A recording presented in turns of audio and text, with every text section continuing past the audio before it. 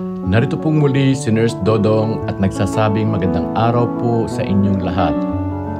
Atin pong tatalakayin kung bakit kapag ang tao po ay nasubrahang umiyak o tumawa ay parang nagkukulaps o tumitigil ang kanilang mga paghinga.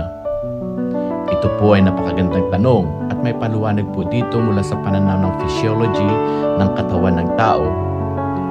Kapag ang tao po ay nasubrahan sa pag-iyak o pagtawa, maaaring ito po ay makaranas ng parang pagkulaps o paghinto ng paghinga dahil po sa mga sumusunod na kadahilanan. Ang una po ay hyperventilation o labis na paghinga. Ito po ay yung sobrang emosyon, iyak o tawa. Ang tao ay maaaring mabilis at mababaw ang paghinga. Kapag labis po ang paghinga, bumababa po ang ating carbon dioxide sa dugo. At ito po ay nagdudulot ng pamamanhid, pagkahilo, paninikip ng dibdib at minsan parang hindi makahinga. Kapag tuloy-tuloy po ito, maaaring mag-collapse o mawalan ng malay ang tao pansamantala. Pangalawa po ay pagod ang mga kalamnan sa paghinga. Kapag matagal at matindi ang tawa o iyak, napapagod ang diaphragm. Ito po yung pangunahing kalamnan sa paghinga. Dahil dito, parang humihinto ang paghinga saglit dahil hindi na masyadong epektibo ang paggalaw ng ating mga dibdib. Pangatlo po ay ang pagkaipit ng hangin. Ito po yung laryngospasm o airway spasm. Sa sobrang tawa o hagulgol, minsan nagkakaroon ng spasm o paninigas ang lalamunan. Sa English ay larynx, kaya parang hindi makalanghap ng hangin. Ito po ay madalas na panandalian lang pero nakakagulat at minsan po ay nakakatakot. Pang-apat po ay emosyonal na overload. Kapag sobrang emosyonal na po ang tao, nagre-react po ang autonomic nervous system. Ito po yung parte ng nervous system na kumukontrol sa sinasadyang mga aksyon tulad po ng paghinga at tibok ng puso. Maaari po itong magdulot ng panandali ang paghinto ng paghinga.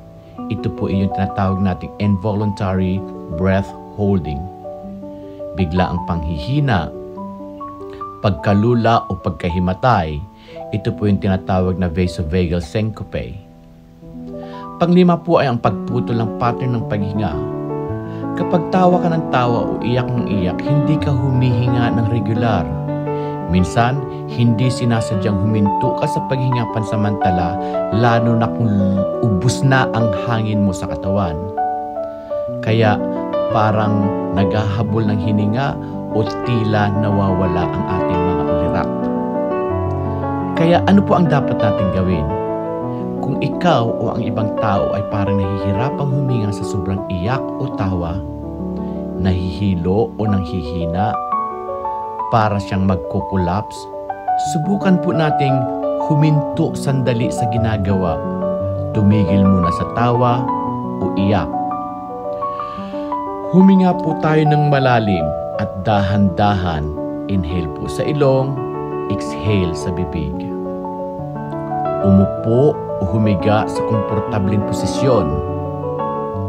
At huwag po natin kilitiin o bigyan ng isang emosyonal na balita. Pigiling huwag masyadong humalakhak o umiyak. Kung hindi nawawala, magpatingin po tayo sa doktor, lalo na kung madalas itong mangyari.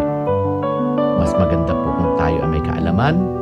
Kung may gusto po kayong pag-usapan, like, comment lang po at i-share po natin ito. At tangkilikin din po natin ang aking YouTube channel at TikTok account, Nurse Dodong. Muli, maraming salamat po sa inyong suporta.